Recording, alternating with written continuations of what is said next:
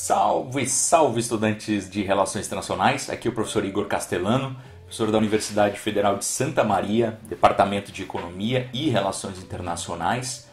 Esta aula que vocês estão assistindo agora, ela está destinada a estudantes de teoria de Relações Internacionais, tanto da graduação quanto do mestrado, ou de cursos mais avançados. Ela serve para nos ajudar a organizar e classificar correntes teóricas de relações internacionais a partir de uma perspectiva metateórica lacatosiana. Se você não entendia bulhufas disso, do que é uma perspectiva metateórica lacatosiana, dá uma olhada nos vídeos anteriores que eu apresentei um pouco a metateoria lacatosiana e quais são os critérios de classificação e organização de teorias que esse filósofo da ciência nos passa e ampara a nossa organização teórica, nosso estudo e também aplicação teórica. Portanto, nessa aula nós avaliaremos novamente a partir desta lente lacatosiana mais uma corrente teórica. Essa corrente teórica tem ainda mais dificuldades de ser enquadrada dentro da caixinha lacatosiana de organização de programas de pesquisa científicos. São basicamente formas de organização de correntes teóricas consolidadas ao longo do tempo e compartilham entre si elementos comuns, elementos importantes, premissas comuns que fazem com que essas correntes teóricas tenham uma integridade, né? Um nome pelo menos comum.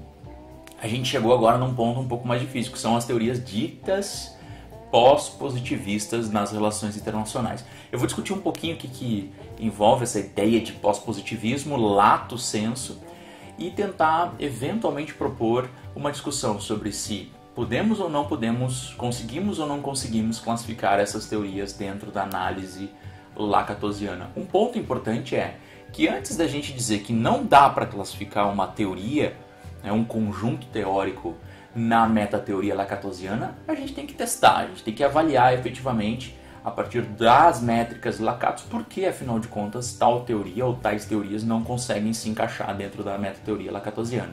Para isso a gente tem que conhecer Lakatos, tem que conhecer a proposta dele e tem que fazer pelo menos algum exercício, algum teste. Depois dessa aula eu acho que a gente vai ter um pouco mais de noção se essas correntes teóricas podem ser organizadas dentro de um formato de corrente teórica tipo programa de pesquisa científico lacatosiano ou não, se a gente tem que adotar uma outra metateoria. Percebam, no entanto, que para fazer isso a gente tem que discutir metateoria. É fundamental, portanto, compreender teorias a partir de lentes metateóricas. Se a gente vai fazer qualquer análise teórica, seja no capítulo 1 do seu trabalho de conclusão de curso, num artigo científico, a gente não pode simplesmente escolher teorias ou análises, abordagens ad hoc. A gente tem que ter minimamente uma noção de por que essas teorias estão dialogando conjuntamente, por que elas são convergentes, por que elas são eventualmente contraditórias e em quais sentidos elas são contraditórias. Também a gente tem que saber se essa contradição não é uma contradição ontológica, epistemológica ou teórica que inviabilize qualquer combinação, por exemplo, de teorias. Nos últimos anos a gente vê no Brasil a propagação de uma ideia de ecleticismo, ou ecletismo teórico. Como fazer esse ecletismo teórico de forma consistente e não apenas pick and choose, escolhendo teorias e tacando ali no nosso trabalho. Para isso a gente precisa de boas metateorias que nos digam caminhos coerentes para lidar com teorias. Vamos na aula de hoje então lidar com um problema bem difícil, que é o problema do que eu chamo aqui de teorias críticas. Não a teoria crítica em si, aquela que tem origem na escola de Frankfurt, mas diversas teorias que têm um ponto em comum, na minha perspectiva, na minha leitura, eu vou mostrar por quê, uma visão crítica do conhecimento. Vamos lá comigo, se vocês têm interesse para discutir essas questões, além de estudantes dessa disciplina, fiquem comigo até o fim do vídeo, acho que vai valer a pena. Bora lá então, pessoal! Tratar de teorias críticas, que eu estou chamando aqui de teorias críticas. Vocês verão o que isso significa. É sempre um desafio, como mencionei anteriormente, a aplicação e a avaliação de teorias críticas na perspectiva metateórica lacatosiana.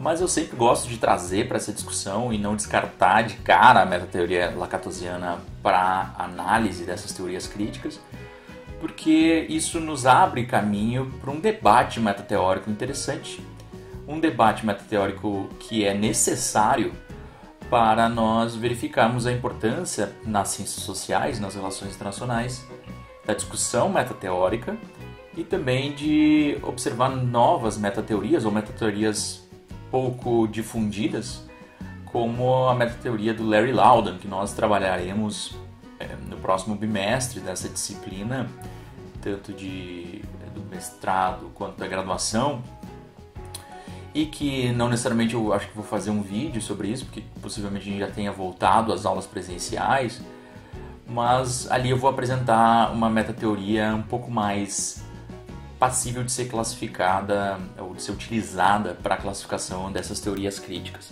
Não obstante, vamos tentar fazer um teste, né, na classificação de teorias críticas aqui pela metateoria lacatosiana.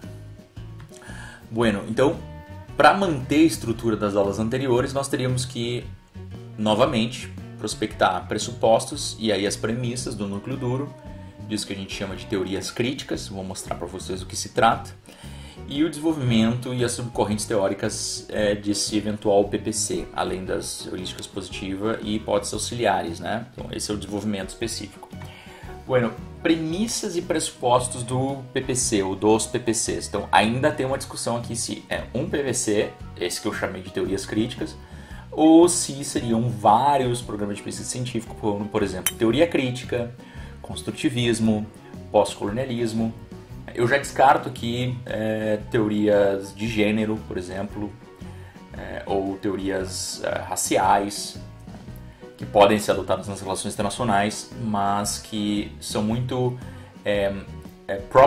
problem-driven, né? Orientadas por problemas, né? Por questões problemáticas no mundo, e não necessariamente uma corrente integrada, íntegra com denominador comum, com visões comuns que poderiam ser realmente incluídas. Então, são muito mais orientadas pelo problema em si do que por uma corrente teórica.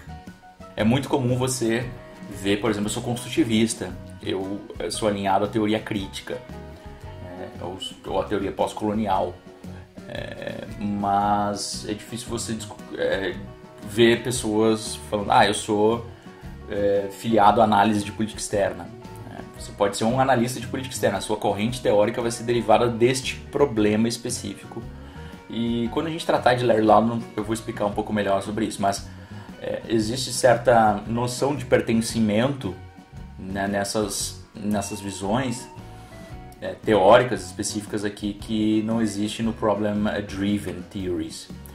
Entretanto, né, eu botei dilemas de avaliação 2.0, porque nas teorias de hegemonia também já tivemos esses dilemas de avaliação. Temos uma difícil definição, né, do que são essas teorias. Há uma multiplicidade de versões e de narrativas sobre como que essas teorias se organizaram. Então você tem muitos manuais de relações internacionais que colocam um capítulo para construtivismo, um capítulo para teorias críticas, um capítulo para pós-modernismo, para pós-colonialismo e tal. Tá? Mas elas têm origens teóricas distintas, né? Muitas utilizam inclusive perspectivas dessas correntes irmãs, que a gente poderia chamar de pós-positivismo lato sensu. Depois eu vou mostrar o que isso significa. E elas, assim, de partida, já dão sinais de incoerência com a perspectiva lacatosiana, porque elas não têm foco em predição teórica, em predição. Elas não estão preocupadas necessariamente em avançar a partir da perspectiva de generalizar teses e teorias, a maioria dessas teorias pelo menos. Algumas têm um certo nível de visão de leis, né, que possam ser percebidas e nomeadas e sistematizadas, e também aqui nem todas lidam com teste de hipóteses, foco no teste de hipóteses, nem a manifestação de hipóteses nessa forma. Então, tem uma dificuldade com a própria perspectiva lacatosiana. Mas isso é uma visão de partida. Vamos fazer um teste específico, vamos fazer testes para ver se realmente não se encaixa e onde não se encaixa nessa perspectiva lacatosiana, o que mostra algum sinal, algum exemplo de que há desafios de adoção da perspectiva lacatosiana para ciências sociais. Um ou vários programas de pesquisa científica. Um dos argumentos que a gente poderia destacar como favorável a um PPC, a gente colocar, por exemplo, construtivismo, teoria crítica, pós-colonialismo no mesmo programa de pesquisa científico de tipo lacatosiano, seria o fato de que existe um desenvolvimento ainda incipiente dessas teorias nas relações internacionais. Elas são teorias jovens, relativamente jovens, então enquanto você tem lá no realismo produções que vão desde a década de 30 e 40, você aqui, especificamente, né, nas relações internacionais mesmo, você tem produções a partir da década de 80, 70, se a gente for mais generoso. Portanto, não sei se, do ponto de vista dos critérios lacatosianos, já seria possível se considerar como um programa de pesquisa único, né? Para cada uma dessas. Então, dessa forma, a gente teria um argumento a favor de colocar todas elas no mesmo programa de pesquisa científico, que é o que eu vou tentar aqui, inclusive. Né? Mas também há argumentos para que a gente consiga desmembrar, que é a proposta que eu estou colocando lá no mestrado, que haja um desmembramento mais claro e que você tenha uma definição de vários programas de pesquisa científica, um programa de construtivismo, um programa de teoria crítica. Por quê? Porque, bom, por mais que você tenha difícil definição, há algumas definições. Tá? Você tem algumas... uma ideia de o que é teoria crítica, né? Você tem subcorrentes específicas, inclusive, cosmopolitismo crítico, teorias contra-hegemônicas, estudos críticos de segurança e assim por diante. No construtivismo você também tem uma noção, né, de subcorrentes, da sociologia internacional doente, a ideia de virada linguística, as teorias de securitização. No pós-colonialismo você tem também subcorrentes, a corrente dos construtores nacionais, da decolonialidade aqui da América Latina. O Amitav Acharya lida com Global IR, relações internacionais globais. Também há o culturalismo, né, pós-colonial, do Stuart Hall. Então, há a possibilidade de você lidar com diferentes subcorrentes, o que poderia diagnosticar a existência de PPCs próprios, né? Além disso, muitos autores se colocam como membros dessa corrente. Então, há um reconhecimento e certa integridade dessas correntes, o que também possibilitaria, eventualmente, nós classificarmos essas correntes aqui como PPCs próprios, né? Como eu estou propondo lá no mestrado em Relações Internacionais. Por que aqui na graduação, principalmente, eu vou lidar e propor um PPC só, um PPC único? Porque eu tenho algumas ressalvas a fazer em relação à adoção recorrente dessa metateoria lacatosiana para as relações internacionais. Por quê? Porque tem surgido muitos PPCs, programas de pesquisa científicos estranhos, assim, umas coisas meio anômalas. Porque, por exemplo, institucionalismo, né, o neo-institucionalismo como um PPC próprio. É uma coisa que eu acho muito estranha, porque a ideia de que ele está separado do liberalismo. A interpretação do Andrew Moraes-Ghic mostra que o institucionalismo é parte do liberalismo, né? E só porque o neo-institucionalismo adota a noção de anarquia, não quer dizer que ele rompeu com o núcleo duro liberal. E só porque ele adotou alguns pontos importantes do poder, não quer dizer que ele também rompeu com o núcleo duro liberal. Então, assim, o neo-institucionalismo, ele adota pontos importantes do liberalismo, né? E ele descarta muitos pontos do realismo, né? Como a ideia de... inclui outros pontos que o realismo descarta, inclusive, né? Preferências, normatividade da contenção do conflito. Então, isso está presente no institucionalismo, que caracterizaria claramente como uma subcorrente do liberalismo, né? E não um PPC próprio. O realismo neoclássico também tem uma interpretação do Randall Schweller que coloca o realismo neoclássico como um programa de pesquisa científico próprio.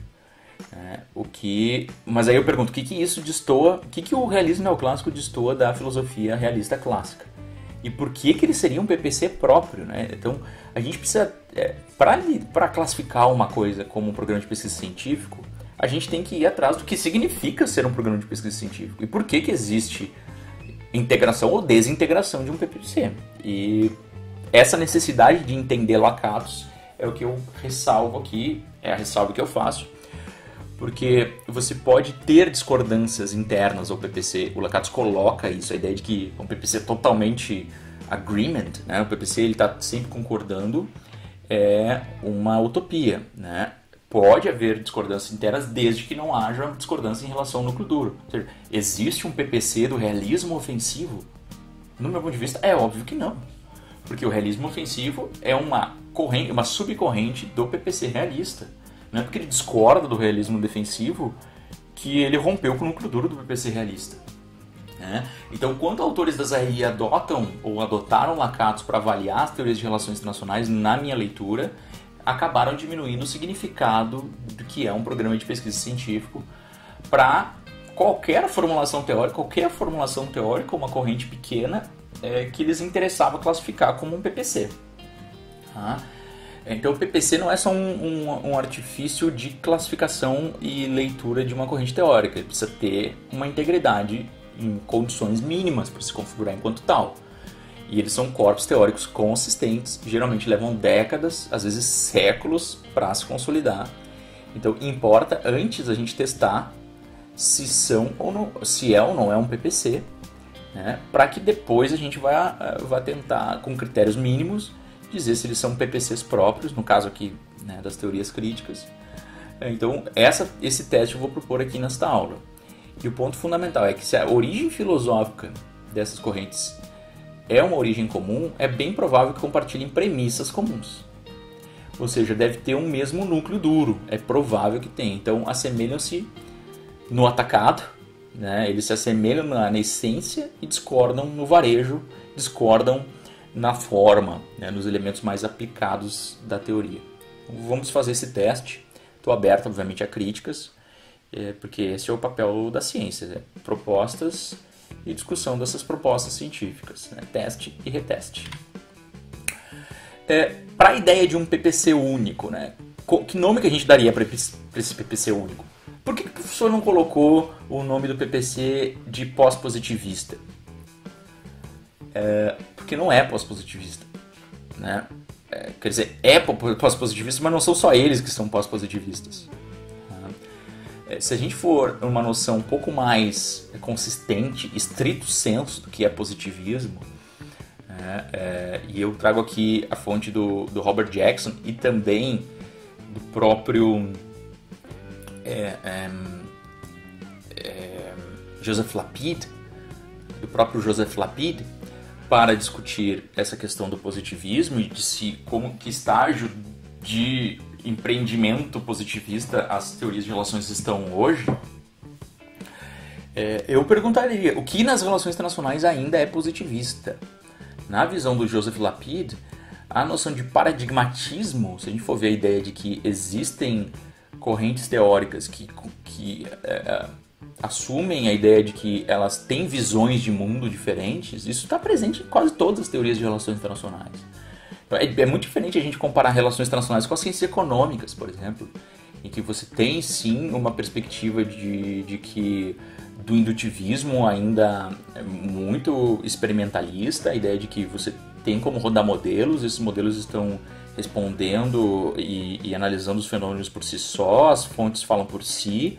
Aqui nas relações internacionais a gente basicamente pulou essa etapa do behaviorismo com o segundo debate, né? A ideia da importância da história e tal. É claro que a teoria da escolha racional acabou importando muito para a nossa área, mas esses estudos acabam sendo, com os anos 80, o surgimento do construtivismo, sociologia histórica, institucionalismo histórico e o desenvolvimento do próprio debate, consistência do neorrealismo, acabou colocando um pouco por terra essa noção de que existe um positivismo clássico, né, no sentido experimentalista, é o positivismo lógico nas relações internacionais. Então, me parece que, assim, vamos esclarecer termos, né? Positivismo em estrito senso, né, não é... positivismo, visimo, tá errado aqui no slide, tá, gente? Não reparem, por favor. Então, assim, o positivismo clássico, no sentido senso, não me parece que nenhuma teoria de relações internacionais adota ainda hoje. Algumas que usam métodos quantitativos, mesmo assim, elas ainda se filiam na ideia do paradigmatismo do Joseph Lapide.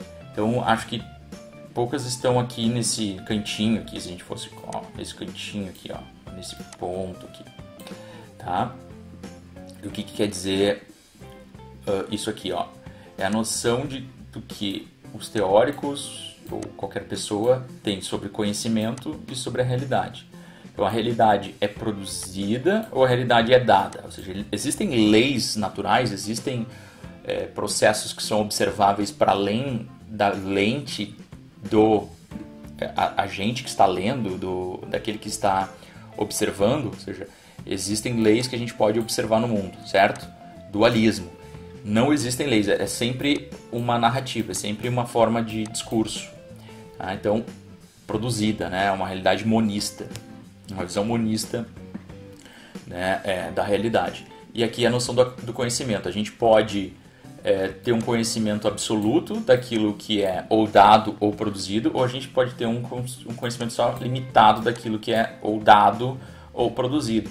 Então, nas relações internacionais é muito difícil você achar uma visão que acredita em leis absolutas e com a capacidade de você ter uma análise generalista ao extremo desses dados. Mesmo teorias gerais, a própria política internacional, o Waltz diz que não tem como fazer uma teoria das relações internacionais, mas da política internacional. E mesmo assim, uma teoria geral, e não é uma teoria que se propõe a acertar em todos os momentos, sabe? Se propõe a dar grandes tendências. Então, assim, no meu ponto de vista, não tem nenhum positivista, né, lógico aqui nas relações internacionais. Você tem realistas críticos que vão ter uma visão de que é possível, você tem leis no mundo e é possível você se aproximar delas, mas o conhecimento vai ser sempre limitado. Quanto mais para cá, né, mais teorias de médio alcance, quanto mais para cá, mais teorias generalistas. E você também tem uma vertente mais capaz de discutir a noção do analista, daquele que está lendo o mundo no processo de construção do conhecimento. Daí a gente tem aí visões mais críticas do conhecimento, tá? Mas também, ó, outra questão, nem todas essas teorias que a gente está lidando nesse PPC que eu chamo de teorias críticas são reflexivistas, né? Reflexivistas, porque as reflexivistas são aquelas teorias que justamente estão observando a dificuldade, quase como relativismo. Elas estão observando a dificuldade de analisar o que existe na realidade. Então, analisar a realidade, então, há limites da análise na realidade, e a realidade, além disso, é produzida, né, pelo processo de construção do conhecimento. Então aqui a gente tem as teorias mais discursivas, o construtivismo da virada linguística. Então, esse reflexivismo é uma parte do pós-positivismo. A gente teria um conjunto que seria tudo isso menos isso. Tudo que está fora desse conjunto é o pós-positivismo. E dentro desse gigante conjunto temos o reflexivismo. E aí que está um problema da gente usar a interpretação paradigmática da ideia de grandes debates. O debate pós-positivista, positivista, reflexivista, racionalista. É uma generalização absurda, porque há variabilidades imensas dentro dessas categorias gigantes. É o que o Charles Steele chama de Big Structures, Large Process, Huge Comparisons. Grandes estruturas, processos amplos, comparações enormes. Você está comparando estruturas gigantescas, vai ter muito erro ali no meio e muita diversidade. Então aí está o problema da interpretação paradigmática nas ciências sociais, no meu ponto de vista. O que faremos aqui? Né? Tentaremos lidar com essa galera aqui, que do ponto de vista ontológico e epistemológico né, ela compartilha uma variabilidade imensa, né, na sua visão de mundo, né? Tem uma perspectiva geralmente limitada, poderia estar mais aqui assim a fronteira, né? E aqui assim, uma perspectiva mais limitada do que é possível a ciência fazer, ou do que é ciência, mas mesmo assim há uma possibilidade da gente chamar alguns autores, ou Alexander Wendt, por exemplo, é equivocadamente chamado de positivista, na minha leitura, mas ele poderia ser chamado de realista crítico, né? Ou construtivismo crítico, ou realismo construtivo, tal. Tá? Então, é nessa vertente aqui, horrível, nesse rabisco que eu estou mostrando para vocês, que a gente vai trabalhar, que eu chamaria de teorias críticas. Tá? Então, por isso não é pós-positivista o nome. Tá? E o que seriam os críticos? Tá? Por que críticos, então? Quem não é crítico a algo, né? O realista é crítico ao liberal e vice-versa. Mas o sentido de crítica aqui que a gente está adotando é o sentido de crítica de possibilidade e engajamento pela transformação da realidade.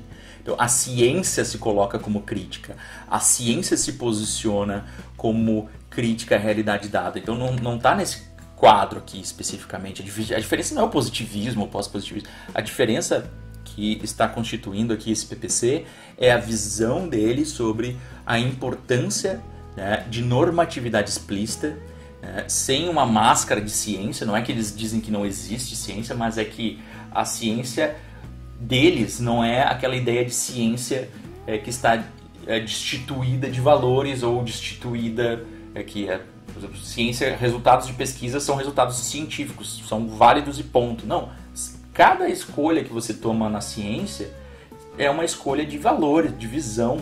E esse paradigmatismo está presente em todas as relações internacionais. A diferença desses caras aqui é que isso é explícito.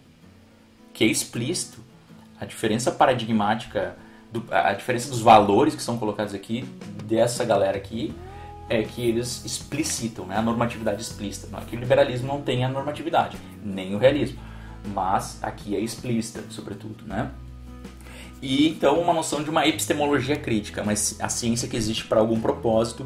O conhecimento do mundo é limitado e é capaz de moldar o mundo, orientar o discurso e a ação. Então a praxis normativa é muito importante aqui. Então o possível núcleo duro desse PPC, obviamente aqui, lembrem, é uma interpretação. No mestrado em Relações Internacionais a gente adota uma divisão de cada uma dessas subcorrentes. Não haveria um núcleo duro, eu não peço isso aos estudantes. Mas aqui eu estou dando essa aula para que vocês tenham essa noção de que é possível classificar, do meu ponto de vista, pelo menos. A ideia de construção social, de que então a ação social e a leitura da realidade, a teoria, são conformadas por agentes. E isso seria, sim, a ideia do que a gente chamaria de pós-positivismo lato sensu, né? A noção de que isso, sim, numa perspectiva mais lato sensu, é positivismo, não é estrito sensu, como eu mencionei há pouco. Estruturas simbólicas importam. Isso aqui também é muito importante, né? Elementos não materiais. Você não pode manter-se filiado ao positivismo estrito sensu se você analisa elementos não materiais, porque eles são de difícil mensuração. Você não tem como dar claramente os resultados de uma análise de elementos não materiais, de valores, ideias, identidades. Aí eles estão envolvidos nas interações, nessa visão. Existe uma noção de mudança histórica, então há possibilidade de variação e transformação, senão não se acreditaria na praxis normativa, na normatividade explícita. Então há possibilidade de mudança histórica, de transformação das estruturas do sistema, e a agência e fatores interacionais estão submetidos nesse processo. Que fatores interacionais, por exemplo, identidades. As identidades, elas não estão só nos agentes, elas estão na interação entre eles. Então, pós-estruturalismo e pós-individualismo estão presentes aqui. A ideia de que não é a estrutura que é a causa do comportamento dos agentes, tampouco os agentes que são causa do comportamento ou das estruturas, mas há uma constituição. E aí o construtivismo especificamente vai desenvolver isso mais. Normatividade e emancipação, é aquilo que eu tinha mencionado, né? Normatividade explícita, o comprometimento explícito com causas normativas na própria teoria. Então, E isso pode ser visto como não ciência por alguns, mas aqui, inclusive autores dessa linha, pode dizer que não quer um comprometimento com a ciência tal qual o positivismo pensou e tal. Mas, segundo o Robert Jackson, isso é ciência também, é um tipo de ciência, uma visão de ciência que coloca a normatividade como parte do processo. Tá? E aí, parte da aula, então, eu coloquei esses 4 pontos, é transformar essas premissas. Aqui eu já dei uma ajuda na aula de hoje, porque está difícil, na aula é um pouco mais difícil. Eu já dei uma ajuda aqui, né, nesses pontinhos mais explicativos para que os estudantes da disciplina específica de Teoria de Relações Internacionais, C, da graduação, consigam transformar essas ideias, esses conceitos e visões de mundo em premissas. Como que seria uma premissa? É uma frase afirmativa, né, que indica a visão de mundo, a ontologia e a ideologia daquele programa em relação à realidade. Então, por exemplo, construção social eu posso transformar numa premissa que a ação e a leitura da realidade teórica, social, são conformados por agentes em interação entre si e com estruturas. Então, peguei um pouco daquilo que já estava escrito antes e refinei e transformei em uma premissa. Vocês têm que fazer isso, estudantes de Teoria de Relações Internacionais C, para a aula, como tarefa das atividades à distância. Vamos lá, aqui então, desenvolvimento das subcorrentes. Agora as coisas vão ser mais próximas do que vocês conhecem. Então, se a gente tem núcleo duro, a gente pode perceber que a partir do núcleo duro, segundo Lakatos, hipóteses são conformadas por autores que se filiam a essa visão. Aqui uma das grandes críticas que vocês poderiam me fazer em relação a esse PPC, que eu chamei aqui de teorias críticas, é se... Bom, mas essa galera não está se filiando necessariamente a isso que você está chamando de PPC, teorias críticas.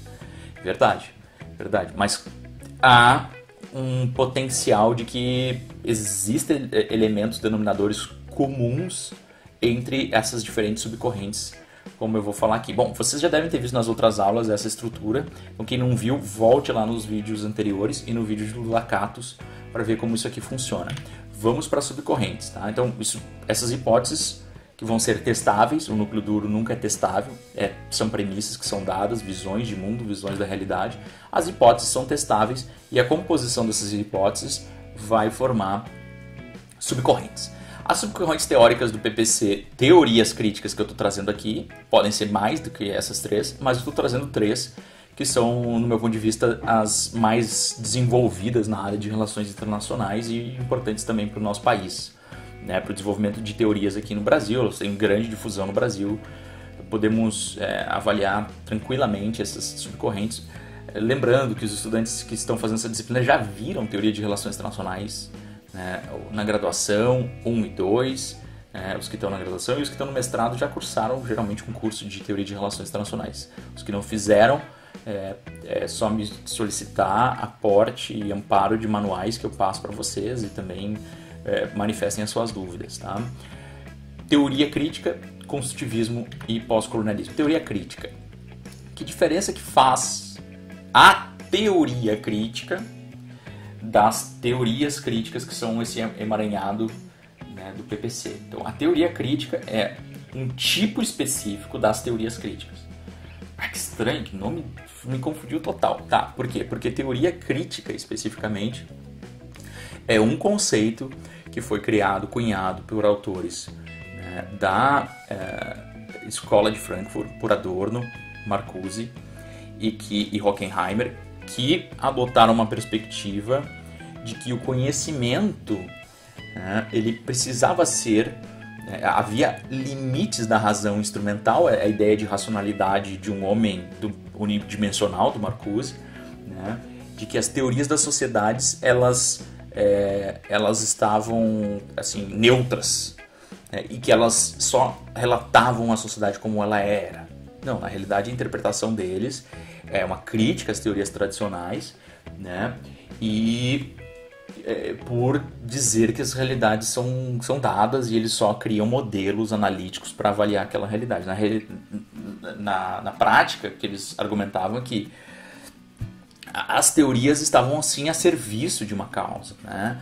No caso do Marcuse, da sociedade industrial, né, que suprime a liberdade individual, no caso do Adorno, de teorias que vão sustentar a difusão de regimes autoritários e totalitários, e isso tem uma interpretação de que há uma relação estreita entre teoria e prática. Então, há uma ilusão dentro das teorias das ciências sociais mais tradicionais de que existe uma separação entre sujeito observador e objeto observado. Debate as relações entre sujeito, analisador, avaliador e objeto, parte do que é avaliado, sustenta a noção de teoria crítica. As teorias críticas elas são imersas socialmente, elas são relativas ao seu tempo histórico, tá?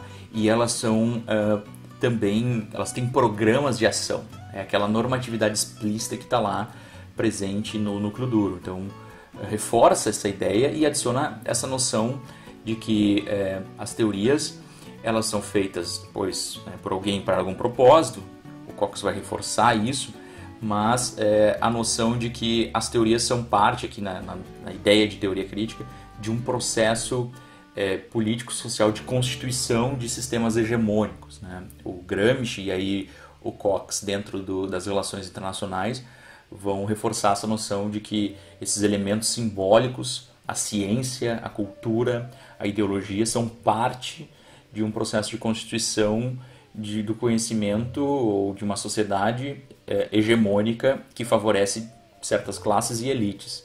Então, a ciência ela vai estar geralmente a favor dessa elite, desse processo de dominação, e a necessidade de, então, a teoria, as ciências problem solving, né, elas vão se abster de fazer essa análise crítica ao seu tempo, ao seu contexto. E as teorias críticas não. As teorias críticas são teorias que vão ser claramente vinculadas ao seu tempo, na sua realidade social, e pensar os desafios do conhecimento para aquele processo, aquele contexto que os envolve. Então, isso tem muito a ver com Antonio Gramsci, politólogo italiano, e as leituras novas que no século XX surgiram do Marx, o Marx jovem, né, o Marx que era antes do Capital e que lidava muito mais com as questões da superestrutura, ideias, ideologias, que são aqueles elementos simbólicos específicos que conformam as estruturas de dominação e direção.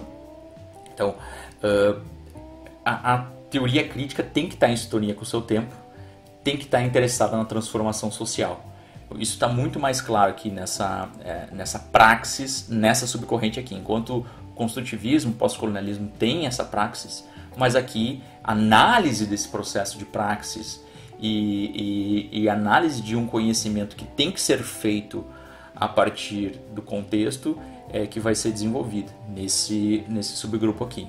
Depois, a segunda geração, né, da Escola de Frankfurt, a Habermasiana, resgata a esperança do universalismo iluminista. Então ela é muito mais iluminista, é menos marxista nesse ponto de vista, menos crítica às estruturas, né, atuais, e ela é hoje representada pelo universalismo cosmopolita crítico do Linklater, crítica à noção de Estado soberano, aos obstáculos ao diálogo, a ideia de uma comunidade de diálogo e uma racionalidade prático-moral aplicada à moralidade do ambiente. Então, essa geração está vinculada a uma vertente um pouco mais utópica, para dizer assim, da conformação de novas ordens internacionais. Aqui me parece mais clara, mais adaptável aqui. A área é a neo-gramsciana, que é a vertente do Robert Cox, esse autor canadense, como eu tinha mostrado para vocês também na aula de hegemonia. Aqui é a produção dele que está mais vinculada a teorias críticas. E a noção dele sobre teorias críticas é trazida da Escola de Frankfurt, mas também do conhecimento de hegemonias do Gramsci, da leitura de hegemonias, né, do Gramsci, e a crítica que ele faz ao conhecimento universalista, universalizante, a ideia de que o conhecimento prático deve ser sempre parcial e fragmentado na sua origem. Então, é necessário a gente entender que o conhecimento vai ser sempre limitado. Então, aquela noção crítica da própria constituição da capacidade de conhecermos o mundo. A noção mais óbvia aqui de que conhecimentos são feitos para teorias, né? São feitas para alguém, para algum propósito. Quanto mais sofisticada, né? Mais transcende a perspectiva particular, né? Aquelas teorias generalistas. Por mais sofisticadas que elas sejam, elas ainda guardam a perspectiva inicial. Então, é sempre muito importante que a perspectiva inicial apareça. A vinculação histórica das teorias. Então, o processo historiográfico, da onde que surgiram essas teorias, quem fez, por que fez, para quem, para qual propósito, né? Em que contexto estava. E isso ele coloca como importante, necessário para a gente entender o processo de construção do conhecimento e para criticar, inclusive, as teorias de relações internacionais dadas, né? Atuais, que são o que eles chamam de teorias problem solving. São teorias que estão vinculadas à solução que é diferente depois do que eu vou apresentar do Larry Laudan de problem driven, mas aqui problem solving é a ideia de resolução de problemas científicos, né, relativamente neutros, né? Então que você consegue, a partir de uma visão generalista, descolado da realidade, resolver problemas que seriam só científicos. E a Critical Theory é que coloca que todos os problemas científicos também são problemas sociais, são problemas econômicos, são problemas políticos. Então não tem como separar essas duas coisas. Tá? No Problem Solving Theory, as instituições e os padrões não são questionados, as próprias metodologias. Né? Você se limita, é como se fosse a ciência normal, né, Kuhniana. Você se limita a uma área restrita do conhecimento, você não faz ilações, integrações interdisciplinares. Você utiliza um exame próximo, preciso, né, e tenta produzir validade geral, né, e isso gera teorias ahistóricas, né, teorias hipocritamente colocadas como neutras. Né? Então o realismo ele simplesmente relata o mundo como ele é. Da onde? O mundo como ele é na visão de quem está relatando, de quem está narrando. Então, há várias visões sobre como é o mundo. Então, o realismo é uma delas. E é uma visão filtrada pelos valores, interesses e contextos nos quais os teóricos estão inseridos. E essa teoria também, problem solving, é muito conservadora e confortável com a ordem vigente, ou seja, não estabelece nenhuma necessidade de transformação da ordem, porque obviamente não sofre custos com essa ordem vigente, então não há necessidade de transformar. A Critical Theory é diferente, né? Uma Critical Theory, ela está geralmente fora da ordem dominante, ela questiona as origens, né, das instituições, das relações sociais de poder. Ela questiona essas origens, mas também questiona eventuais possibilidades de mudança, né? Ela tenta mostrar visões mais complexas da realidade, né, realidade social, política, econômica, que elas não têm como ser separadas. É a mesma coisa a noção de racionalidade, né, que o Marcuse critica, a noção de o homem econômico, né, o homem unidimensional, né, de que o homem maximiza, né, a sua utilidade, né, e essa utilidade é uma utilidade basicamente econômica, né, maximizando o lucro, maximizando os interesses econômicos, e esse homem econômico é contradito por um homem sociológico, um homem no sentido genérico, né, homens e mulheres sociológicos que têm valores, têm ideias, têm sentimentos e que na realidade são ignorados em muitas teorias utilitaristas da economia. Por exemplo, a microeconomia, em grande medida durante anos e anos, adotou essa perspectiva de pressuposto de racionalidade. Quando não há racionalidade, é só uma racionalidade limitada, não existe a conformação de instituições, né, no ambiente social e a transformação delas ao longo do tempo. São teorias basicamente de problems solving, né? E as teorias críticas buscam têm ideologias identificáveis, dizem para que veio, para o que vieram, elas são explícitas, elas têm uma noção de utopia para modificar a ordem atual, né, normativa, inclusive. Isso já estava presente no liberalismo iluminista, né, mas aqui há uma ideologia identificável e uma tentativa de avaliar os processos históricos, sempre levando em consideração a transformação de uma ordem subjugadora de parte dos integrantes dela. Aqui nas relações internacionais ele mostra inclusive que o realismo e o marxismo foram em diversos momentos críticos e diversos momentos problem solving. O realismo, por exemplo, de Maquiavel, o realismo do Clausewitz, eles estavam integrados nos seus contextos, eles queriam pensar a solução de problemas específicos para aquelas sociedades. E depois o realismo waltziano, né, da teoria da política internacional, começou a se tornar uma teoria genérica, geral, lido por alguns autores, inclusive, como tal. Não necessariamente o Waltz queria que isso tivesse acontecido, mas se colocado quase como uma teoria neutra e que se dizia uma teoria geral sobre política internacional. Então se transformou em uma teoria problem solving descolado da sua realidade, sem mostrar os dilemas daquela ordem de balanço de poder que parecia pacífica, mas, bom, se você teve... A primeira questão é que se você teve equilíbrio de poder entre o mundo bipolar, as duas superpotências, você descarta naturalmente o fato de que o mundo viveu uma guerra quente durante décadas, sobretudo na periferia do sistema internacional. Como você dizer que isso é equilíbrio do sistema internacional? Como você dizer que isso não é um caos, uma desordem?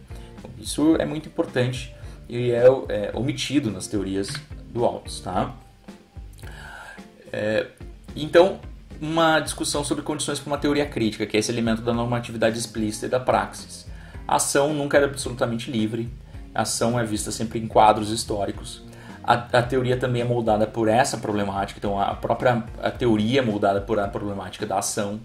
Então você vai ler o mundo de acordo com esses quadros históricos e isso é inevitável, a teoria crítica vai dizer que isso é inevitável e é positivo, inclusive. Tá? E os quadros históricos têm uma forma de uma estrutura histórica, tá? Combinando contextos de constrangimento e padrões de condições materiais e instituições. E também traz sempre na teoria crítica a ideia de uma visão alternativa desse quadro, e geralmente vista de baixo para cima, não uma continuidade dos processos de dominação. Bueno, o que evoluiu bastante nessa vertente mais neo-gramsciana do Robert Cox é essa discussão sobre os quadros históricos. Que quadros históricos são esses? Então, uma discussão mais aprofundada.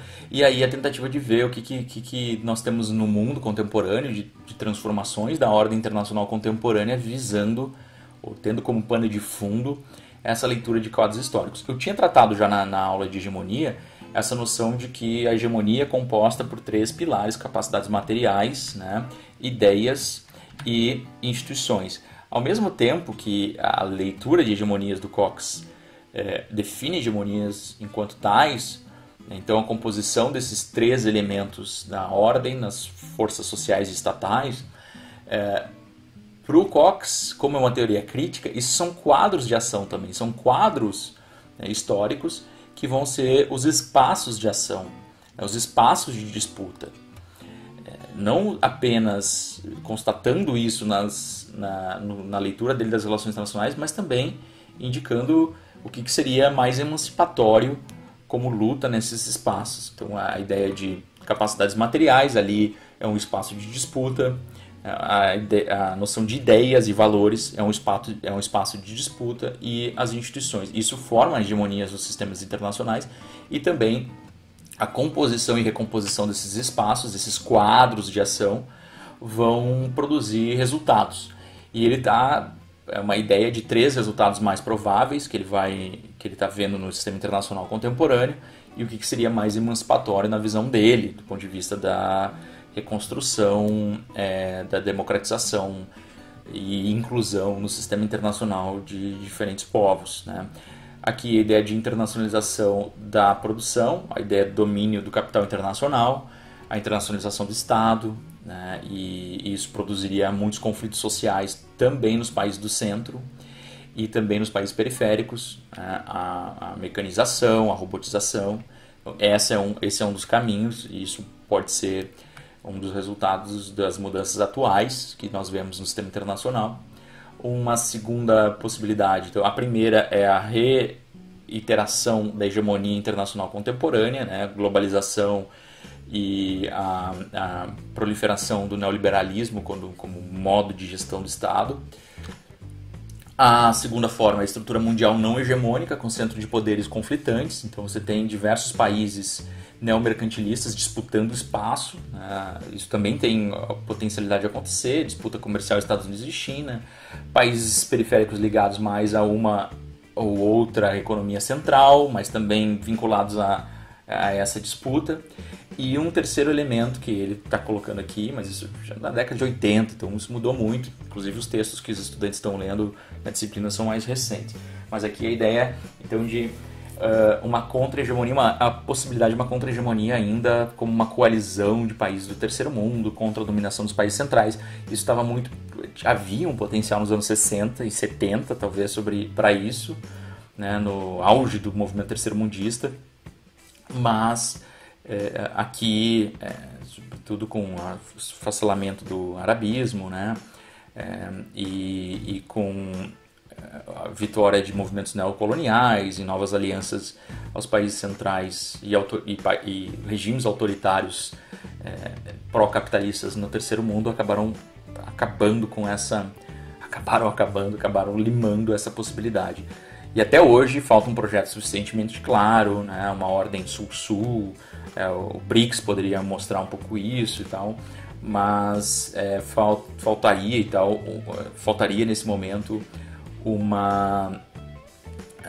a luta pela busca de desenvolvimento autônomo por parte desses países, e os custos são muito grandes para que isso seja feito, né?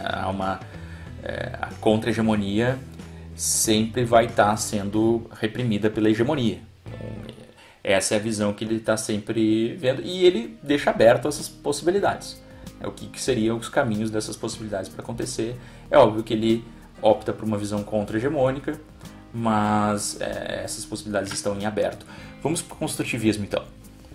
O construtivismo, ele inicia com o foco dele especificamente é o debate ontológico da relação entre agente e estrutura.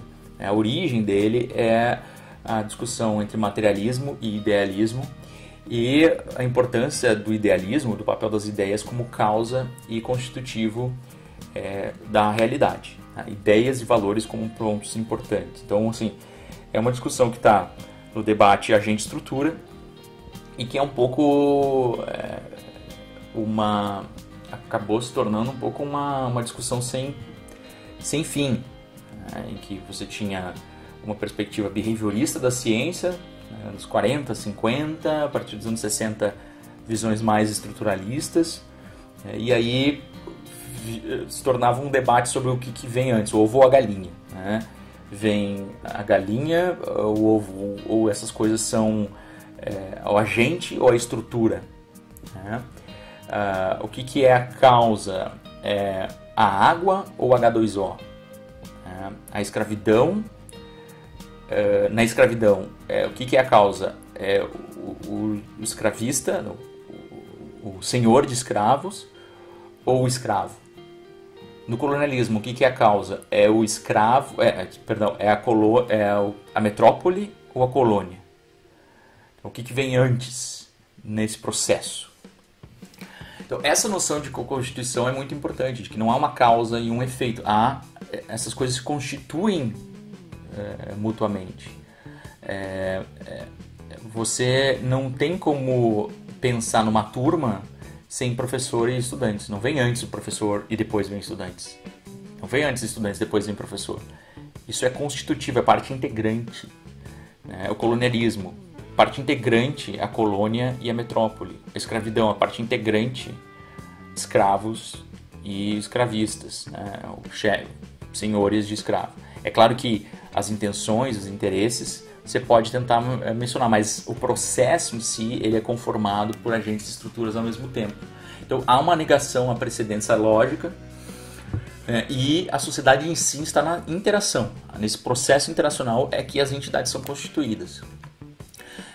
Isso nas relações internacionais, bom, isso vem de uma origem da sociologia, obviamente, de um lastro gigantesco na sociologia, né, a ideia de papéis, de regras sendo constituídas numa vertente mais durkheimiana. E nas relações internacionais há uma grande influência da construção da sociedade do Giddens, e que é trazida e popularizada principalmente pelo Alexander Wendt num artigo da International Organization de 1987 que se chama The Agent Structure Problem in International Relations, né? O problema agente-estrutura nas relações internacionais. E esse artigo ele vai criticar teorias estruturalistas e individualistas das relações internacionais. Estruturalista, teoria do Emanuel Wallerstein, que ele indica como estruturalista, né, do sistema mundo, e a teoria individualista que ele coloca o próprio Kenneth Waltz como individualista, porque o conceito de estrutura do Waltz estaria fundado no indivíduo, no Estado, né? Então, ele vai criticar, ele diz que as teorias das relações internacionais tinham que ter teorias próprias dos seus agentes e das estruturas do sistema, que não poderia se limitar a uma e outra, né? E ele vai lidar com esse processo de estruturas sistêmicas como um conjunto de elementos, né, que são instanciados pelas práticas do agente, ou seja, são sempre estruturados pelos agentes. Com essa influência, vocês podem até ler melhor os slides depois, não quero me alongar aqui, vai se dar uma noção então, de construção, de estruturação social. E isso é o fundamento do construtivismo, né? O construtivismo ele se funda daqui, e daqui ele se divide em diversas tentativas de testes e proposições teóricas adicionais. A primeira proposição mais difundida, pelo menos aqui no Brasil, me parece, é a proposição que ainda mantém aquela noção do dualismo mente-mundo que eu apresentei lá em cima do quadro do Robert Jackson. É a noção que é do positivismo. O Waltz é positivista no sentido lato sensu. É o que a gente chama aqui do realismo construtivo, ou seja, ele ainda acha que o conhecimento é socialmente construído, mas o mundo existe independentemente do conhecimento que produzimos, embora o afetemos. Então, existem sim coisas ali no mundo que a gente pode afetar, sim, e o conhecimento sobre isso é construído, mas existem algumas... o mundo natural que está ali e pode ser aferido. Tá? E o Wendt ele vai ter uma teoria estado-cêntrica, né? Porque ele vai tentar lidar com os âmbitos mais holistas do sistema internacional, né? A esfera extra-estado, a esfera da interação e estrutura, e por isso ele é estado-cêntrico, mas ele é estado-cêntrico do ponto de vista metodológico, assim, não necessariamente ele acha que o Estado é uma entidade fechada, etc. Mas ele quer entender com a constituição de identidades, né, entre Estados. Então,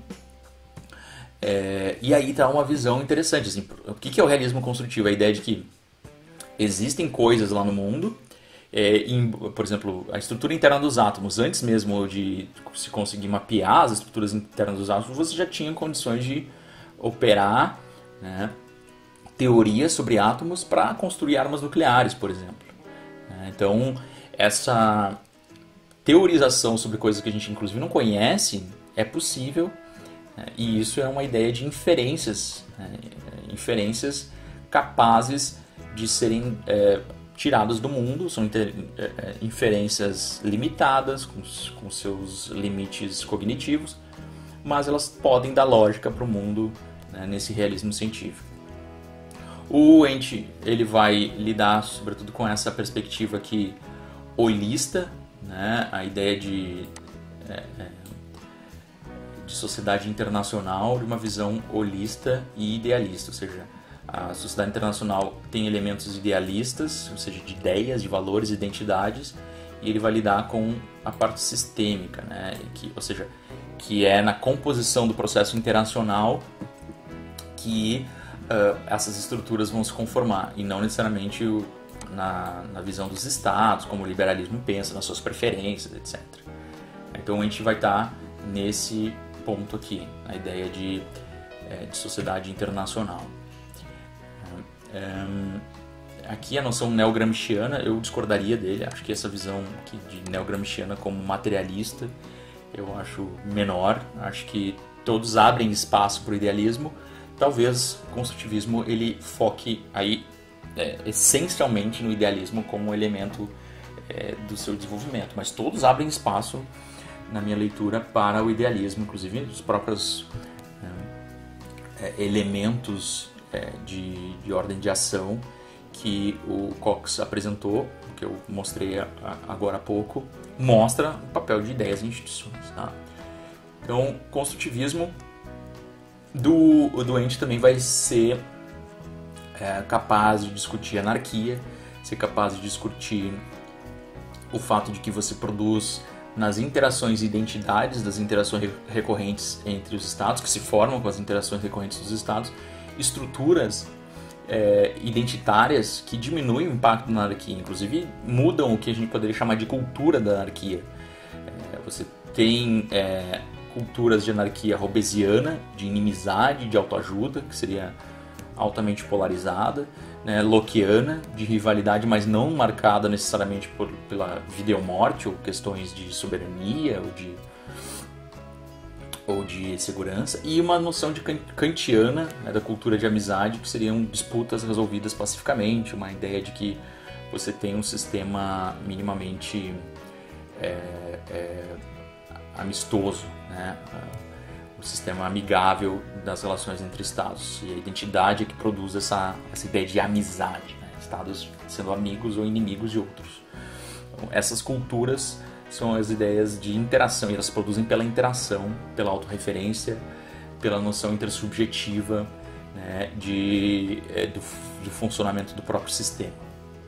Esse artigo também já foi traduzido no Brasil, inclusive pelo meu amigo Rodrigo Estrada, Anarchy is what states make of it. Inclusive referia a TCC dele, que lida com essa questão do Robert Jackson, que eu acho muito interessante para quem quiser analisar.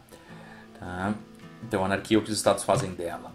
O monismo mente-mundo é outro caminho, um pouco aí sim pós-positivista, no sentido lato sensu, né? Ou seja, pós-positivista do monismo mente-mundo, não há a possibilidade de a gente pensar em leis dadas, mesmo que a gente não consiga as conhecer, não existe nem a potencial de leis fora aquela que é produzida pelo discurso, pelo conhecimento.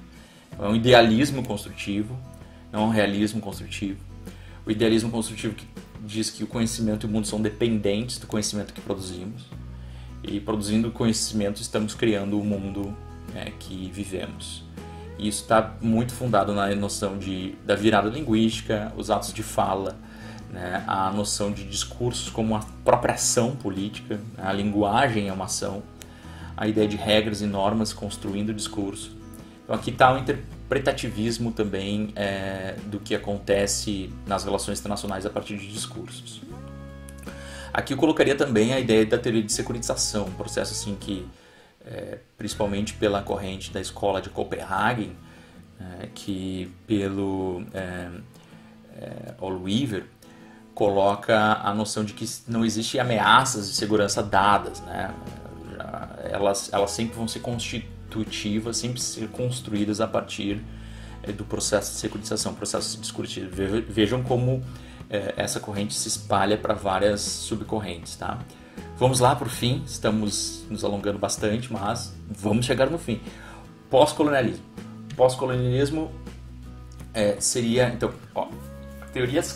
das teorias críticas. A teoria crítica foca na ideia de emancipação, ação e a visão do conhecimento crítico como um ponto fundamental. A teoria do construtivismo foca na ideia do processo interacional, da co-constituição entre agentes e estruturas, e do discurso, do processo de construção do próprio conhecimento como constitutivo da realidade.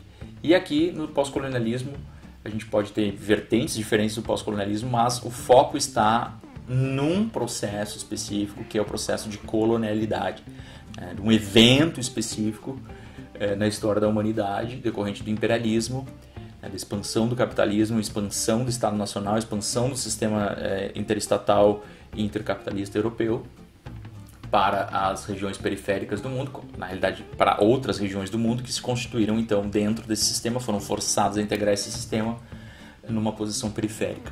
E aí a ideia de que o sistema internacional ele se constitui nessa divisão até hoje, até os dias atuais, produzindo diferenças culturais, diferenças raciais, diferenças econômicas, diferenças políticas e por aí vai. Então, isso é muito importante, é uma teoria que tem muito apelo nos países do terceiro mundo, ou melhor, os países que foram colonizados. Hoje a gente chama muito essa ideia de países do sul global, ou seja, os países do sul geopolítico, geoeconômico.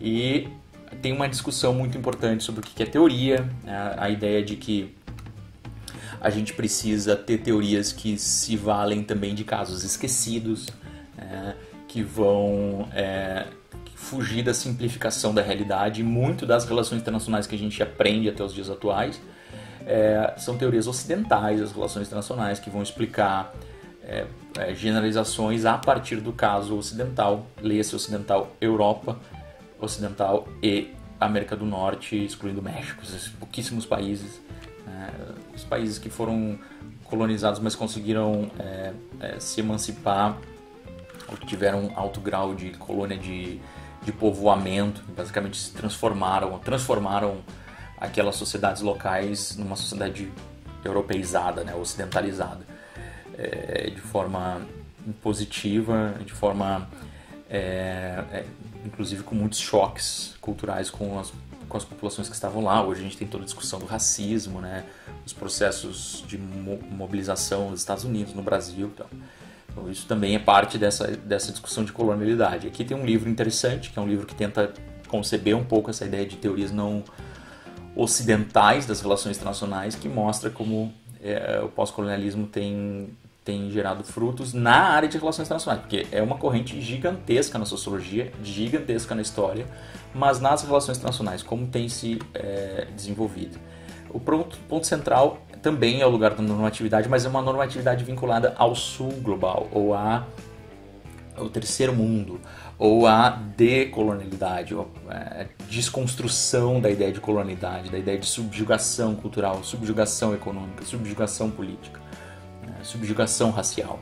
Então, e isso vem sempre de uma discussão sobre a amplitude possível da generalização teórica, e a crítica ao fetichismo das ciências sociais, que é possível generalizar e universalizar teorias, ao passo que a gente tem aqui uma vertente que tenta analisar o Sul, não é um caso particular, mas é o Sul ou os países colonizados como casos também minimamente generalizáveis. Então não é um rompimento total com a ideia de teorização, mas a teorização na sua localidade, no seu lugar.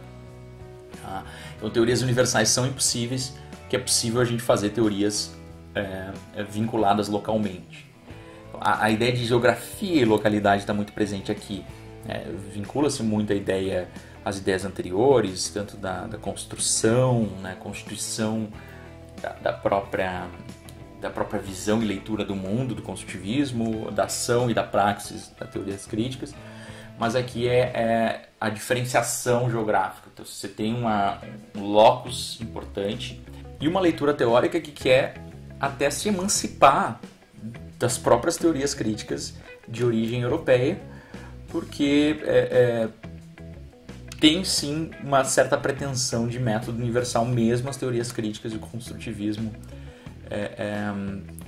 europeu. Então existe uma tentativa de produzir, por alguns mais radicais, um conhecimento destituído, inclusive, das teorias mais críticas europeias, que poderia ser um rompimento, aí nesse caso, com a ideia de núcleo duro de teorias críticas, e então essa noção de que existe uma teoria de relações internacionais universal é sempre uma noção ocidentalizada, de generalização de uma realidade em particular. E essa crítica propõe, então, o pós-colonialismo de romper com essa possibilidade ou com essa ideia de que existem teorias universalizadas, ou teorias universais sobre relações internacionais. Da onde que surgem as contribuições, então, não ocidentais? Onde que esses autores vão buscar contribuições para a constituição de teorias não ocidentais ou valores, né, visões de mundo não ocidentais. Primeiro da filosofia, filosofias tradicionais das sociedades, sobretudo pré-coloniais, né, confucionismo, filosofia védica, negritude, panafricanismo, bolivarianismo, islamismo, sejam filosofias, aí nesse caso, não só pré-coloniais, mas também de independência. Né. Também ideias, discursos de tomadores de decisão e lideranças políticas, até partidos políticos, né, do sul global. Você tem Nehru, Mao, Nasser, Nkrumah, Mandela, Mbeki, Che Guevara, Barão do Rio Branco, Oswaldo Aranha, Meira Matos, Goberido, Couto Silva, Mujica, dependendo, óbvio, da leitura que você tem de cada um desses autores. Mas existe uma tentativa de trazer autores nacionais, ou pensadores nacionais, inclusive muitas vezes não são tidos como teóricos, mas como pensadores, né, que é uma questão até problemática, mas trazê-los para observar os seus pensamentos para construir um conhecimento mais localizado. Então, acadêmicos não ocidentais, né, que estão aplicando e testando teorias ocidentais aos seus contextos, e aí alguns problemas, né? Muitos autores do pós-colonialismo atual de grande renome trabalham nas instituições ocidentais, né? E muitas vezes apenas aplicam modelos ocidentais para testar a aplicabilidade na periferia, então tem algumas problemáticas aqui. E também alguns conceitos surgindo das experiências locais, né? Conceitos, por exemplo, teoria da dependência, como que essas teorias podem auxiliar, compreender a realidade desses casos, desses países que sofrem ainda hoje com as questões de colonialidade. Por fim, então, o pós-colonialismo acusa os resultados da dominação ocidental, tenta desconstruir, inclusive, algumas concepções binárias entre primeiro versus terceiro mundo, norte versus sul, centro e periferia, uma visão mais atualizada do pós-colonialismo, a ideia de que dentro, inclusive, do terceiro mundo você tem periferia, né, e você tem centro. O valor também, a ideia da produção intelectual, a produção histórica e civilizatória do Sul é relevante, tem que ser valorizada. E tem um perigo também aqui que eu trago, que é a ideia de que autores do Sul são necessariamente pós-coloniais. Isso é um erro, né, que se toma. Então, essa natureza autônoma de autores do Sul, a ideia de que, então, eu posso usar discursos culturais nascidos no Ocidente, né? E muitas vezes eu não estou necessariamente representando os interesses de emancipação daqueles povos do Sul global. Então, tem problemas aqui também, né? Não é porque eu nasci no Brasil que eu estou lutando por um Brasil mais justo. E não é porque eu estou sendo crítico que eu estou usando uma teoria autóctone aqui nacional. Então, tem problemas também nessa questão. Um exemplo aqui que eu gostaria de colocar só para finalizar é, por exemplo, as teorias do Estado periférico, que eu tenho trabalhado um pouco com isso, com capacidades estatais, né, no grupo de estudos em capacidade estatal, segurança e defesa, da UFSM. E aqui eu acho que tem pontos bem interessantes de teorias sobre o Estado que podem ser recuperadas, inclusive, para a gente observar os desafios da autonomia, do desenvolvimento e da inserção internacional dos Estados do Sul global, né, das capacidades estatais desses Estados. Eu trabalho com Estados africanos, Estados do Oriente Médio, Estados da América Latina, então como que eu vou achar uma teoria de Estado, né, teorias que vão explicar as condições e os desafios desses Estados que sejam mais vinculados àquelas próprias realidades, e não simplesmente pegar um autor que estava escrevendo nas ruas cheirosas, né, e no seu escritório confortável de Londres, para dizer o que estava acontecendo nos países do Sul global. Então, aqui é importante resgatar essa literatura, né? E esses periféricos independentistas são muito importantes, né? Muitas vezes esses periféricos independentistas que estavam nos países colonizados na época da independência, eles produziram teorias antes dos autores centrais, né? Foram mais complexos teoricamente na sua visão sobre o Estado, né, na sua visão sobre a relação Estado, sociedade, mercado e sistema internacional, ou seja, incluindo a ideia de sistema internacional, e uma visão mais crítica com o objetivo de emancipação, né, decolonial, para usar um termo atual, né, de serem agentes também da mudança. A gente poderia ver até algumas gerações, inclusive, de independentistas do século XIX, tanto da América Latina como da América do Norte, ou mesmo Estados europeus unificados naquele período. Independentistas do século XX, a gente poderia tratar o Clausewitz como um independentista, né, do século XIX, por que não? Independentistas do século XX, né, Gramsci, Fanon, Nasser, Krumah, Cabral, né, Deng Xiaoping, intelectuais do desenvolvimento, daí as teorias do desenvolvimento especificamente na América Latina, mas também em países semelhantes, né, Furtado, Prebisch, Samir Amin, né, africano, né, Cardoso, Faleto, Maria da Conceição Tavares, né, Jaguaribe, Delfim Neto, Wallerstein.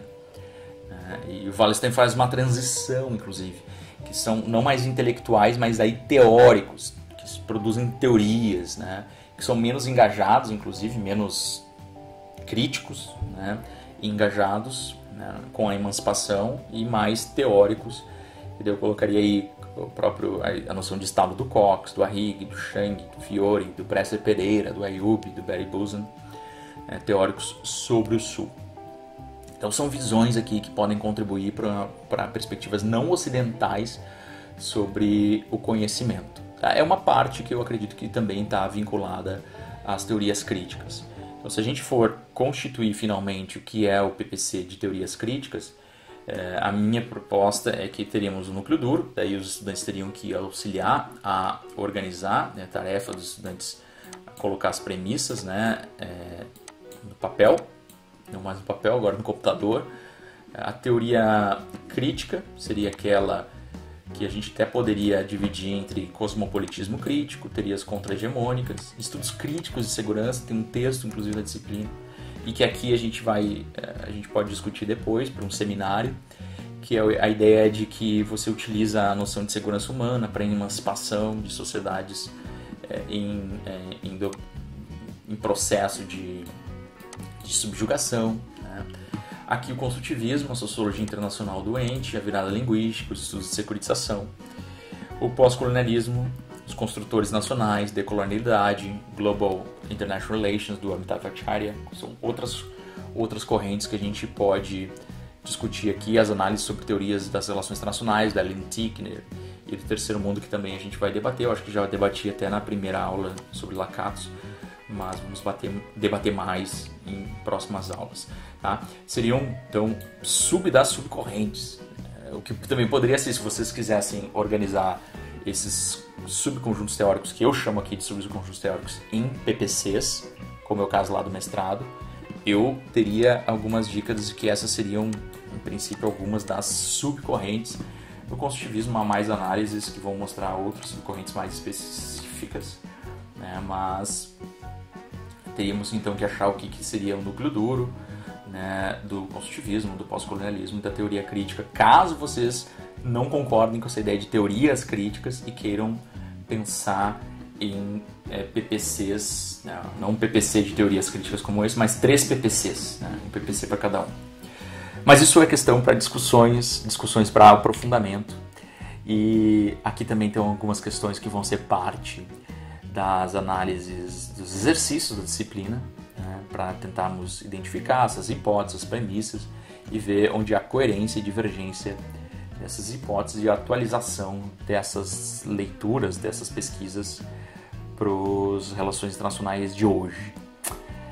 É isso, espero que tenham aproveitado essa aula. Sei que ficou um pouco longa, são 3 subcorrentes, ou melhor, poderiam até ser vistas como 3 PPCs, mas são relevantíssimos para as relações internacionais contemporâneas e, no meu ponto de vista, eles compartilham uma visão integrada de mundo, que deve ter normatividade explícita e de construção do conhecimento científico também com essa perspectiva. É isso aí, pessoal, espero que tenham gostado da videoaula, espero que tenha auxiliado nos estudos que vocês estão fazendo de teoria das relações internacionais, sejam estudos formais ou informais, seja para uma disciplina ou para interesse próprio de vocês. E para os estudantes de teoria de relações internacionais da Universidade Federal de Santa Maria, espero que tenha ajudado a organizar os trabalhos, organizar as atividades das disciplinas que estão cursando. Até a próxima, um grande abraço.